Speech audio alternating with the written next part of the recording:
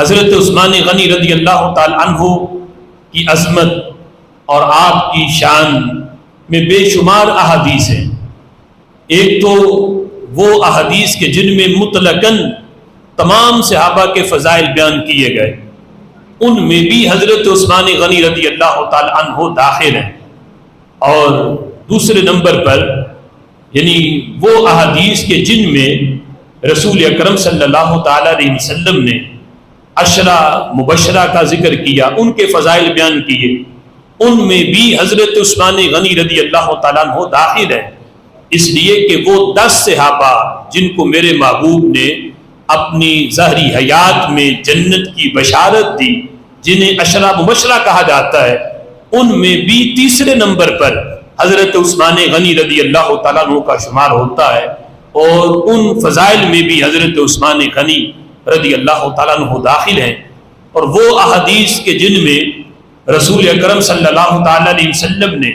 اپنے خلفائے راشدین کا مقام اور عظمت بیان کی، ان احادیث میں بھی حضرت عثمان غنی داخل ہیں، اس لیے کہ آپ مسلمانوں کے تیسرے خلیفہ ہیں، اور اس لحاظ سے حضرت عثمان غنی رضی اللہ تعالیٰ عنہ کا شمار ان احادیث میں بھی ہوتا ہے، اور وہ عظمتیں بھی آپ کو حاصل ہیں۔ لیکن اس کے ساتھ ساتھ حضرت عثمان غنی رضی اللہ تعالیٰ عنہ کے بارے میں رسول اکرم صلی اللہ تعالیٰ علیہ وسلم کے متعدد فرمان ایسے ہیں جن میں انفرادی طور پر صرف حضرت عثمان غنی رضی اللہ تعالیٰ عنہ کی شان کو میرے محبوب نے بیان کیا، اور وہ ایک نہیں، وہ درجنوں حدیثیں ہیں کہ رسول اکرم صلی اللہ تعالیٰ علیہ وسلم جن میں خاص طور پر حضرت عثمان غنی رضی اللہ تعالیٰ عنہ کی عظمت اور شان کو بیان فرماتے ہیں۔ ایک مقام پر جب حضرت عثمان غنی رضی اللہ تعالیٰ عنہ نے غزوہ تبوک کے موقع پر اپنا مال پیش کیا، جب بھی حضور نے اعلان کیا، ہر بار حضرت عثمان غنی نے اٹھ کر اپنا مال اللہ کے راستے میں پیش کیا، اور رسول اکرم صلی اللہ تعالیٰ علیہ وسلم کی جولی میں 10,000 درہم لا کے اور دینار لا کے حضور کی جولی میں ڈال دیے۔ میرے محبوب علیہ الصلوۃ والسلام ان درہموں کو یوں لپ بھر کے اپنی جھولی میں انڈیلتے ہیں بار بار، اور ساتھ فرماتے ہیں آج کے بعد عثمان کا کوئی عمل بھی اسے نقصان نہیں دے سکتا۔ ایک تو یہ ہے کہ بندے کے پچھلے گناہ بخشے جائیں، یہ ہو کہ اس نے پہلے جو بھی کیا وہ معاف ہے، اور آئندہ کی گارنٹی نہ ہو۔ میرے آقا فرماتے ہیں پچھلے تو معاف ہیں ہی، عثمان کا آئندہ کوئی عمل بھی جو اس نے پوری زندگی میں کرنا ہے،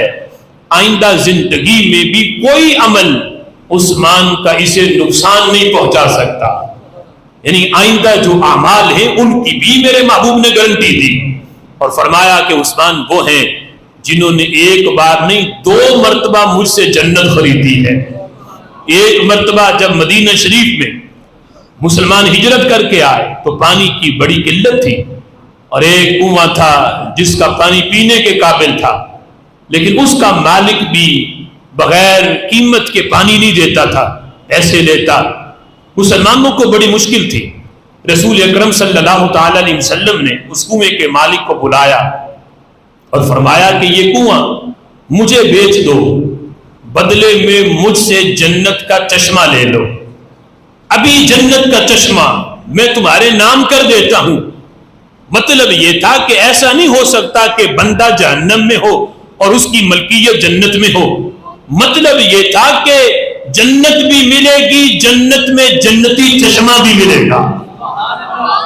یہ کنواں مجھے دے دو، بدلے میں جنت بھی ہے اور جنت کا چشمہ بھی ہے۔ لیکن وہ شخص کہنے لگا کہ محبوب میں یہ کنواں اس لیے نہیں بیچ سکتا کہ میری کمائی کا کوئی اور ذریعہ نہیں، اگر یہ بھی دے دیا تو پھر کمائی کا کوئی ذریعہ نہیں ہوگا۔ نہیں، وہ سمجھا نہیں کہ کتنی بڑی پیشکش تھی۔ حضرت عثمان غنی رضی اللہ تعالیٰ عنہ کو پتہ چلا، آپ اس کے مالک کے پاس گئے اور کہا کہ تم یہ کنواں مجھے بیچ دو، بدلے میں مجھ سے پیسے لے لو جتنے کہو گے، اور کوئی اور کام کاج کر لو۔ اس نے جتنے درہم مانگے، ایک روایت میں 35,000 درہم، جو اس وقت بہت بڑی رقم تھی، اس نے کہا اتنے کا میں کنواں، اور زائد مانگے بھی اس لیے کہ میں زیادہ مانگوں گا تو یہ یعنی سودا نہیں کریں گے، چھوڑ کے چلے جائیں گے۔ 35,000 درہم مانگے، حضرت عثمان غنی نے ایک بھی کم نہ کروایا، فرمایا یہ 35,000 درہم پکڑو، یہ کنواں مجھے دو۔ کنواں خرید کے حضور کی بارگاہ میں آ گئے، عرض کرنے لگے محبوب جو پیشکش آپ نے کنویں کے مالک کو کی تھی کہ یہ کنواں مجھے بیچو بدلے میں جنت کا چشمہ لے لو، کیا یہ پیشکش میرے لیے بھی ہے؟ میرے آقا فرماتے ہیں ہاں عثمان تیرے لیے بھی ہے۔ عرض کرتے ہیں محبوب پھر کنواں خرید کے میں نے مسلمانوں کے لیے وقف کر دیا ہے۔ اس موقع پر بھی حضرت عثمان غنی رضی اللہ تعالیٰ عنہ جنت خریدی۔ اور پھر غزوہ تبوک کے موقع پر رسول اکرم صلی اللہ تعالیٰ علیہ وسلم فرما رہے تھے کہ آج کے بعد عثمان کا کوئی عمل بھی اسے نقصان نہیں پہنچا سکتا، جس نے جنتی بندہ دیکھنا ہو وہ عثمان غنی کو